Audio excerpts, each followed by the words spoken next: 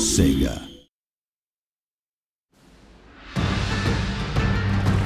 Total War combines turn-based strategy gaming with stunning real-time battles.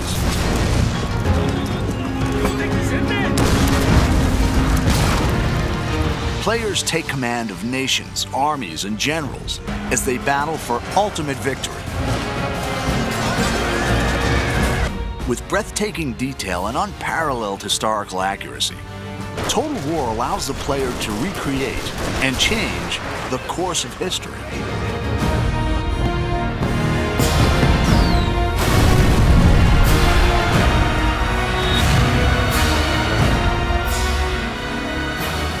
In 2011, the award-winning Shogun 2 offered new AI, streamlined controls, and a host of multiplayer features. In the Fall of the Samurai standalone expansion, the Creative Assembly have created the largest expansion pack ever for a Total War game. It's taken us into areas we've never been to before with Total War. It's getting closer and closer to the modern era. I think it's exciting because it's the latest any Total War game has ever been to the modern day, the closest any Total War game has been to the modern day. And with that brings a lot of really interesting different game features, a lot of scope in terms of how fast the game moves and how quickly your armies are deployed across the map, how many different types of units are available. Set 300 years later than the original game, The Fall of the Samurai sees the clash of traditional samurai culture with the explosive power of the early modern world. It's the late 19th century, which means that it's got some of the most advanced technology seen in a Total War game. So you've got torpedo ships, off-field artillery, all that kind of stuff that actually makes it feel quite different from particularly Shogun 2, which is obviously set in the 16th century. This industrial age is the most recent period ever covered in a Total War game, offering new game mechanics to please and challenge fans. I mean, Japan actually started to build railways in this period or slightly afterwards. Railways on the campaign map have quite important strategic influence in that they allow you to move armies incredibly quickly.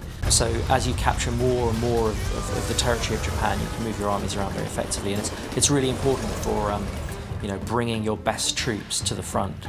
Fall of the Samurai doesn't require the original Shogun 2 game, and easy-to-follow tutorials will show new players how to command the action.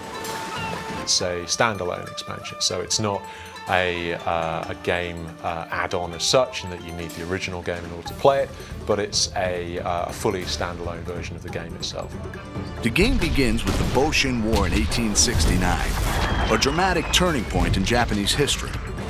The ruling shogunate is trading with the West, allowing new ideas to change Japan. Growing unrest ignites rebellion, which threatens to overthrow the shogun and restore the emperor to power for the first time in 600 years. The shogunate had ruled Japan for hundreds of years, since the time of Shogun 2. But people were getting more and more agitated as the shogunate kind of opened up Japan to foreign influence. And so there was a movement called Revere the Emperor, Expel the Barbarians. And it eventually sort of boiled up into full-blown rebellion where whole domains rise up and try and overthrow the shogunate. The player chooses a clan and decides whether to remain loyal to the shogun or to fight for the emperor. Every clan has their own unique strengths and challenges, civilian, diplomatic, or military. Each faction within an allegiance has its own clan trait, which gives it a very specific play style. Like you might have one who is more open to modernization or trade, in which case they'll have access to cheaper modern units, more money from trade with Western powers, or you may have some who are just the opposite. In the next trailer, we'll find out how the campaign and the real-time battles have been reimagined and redefined.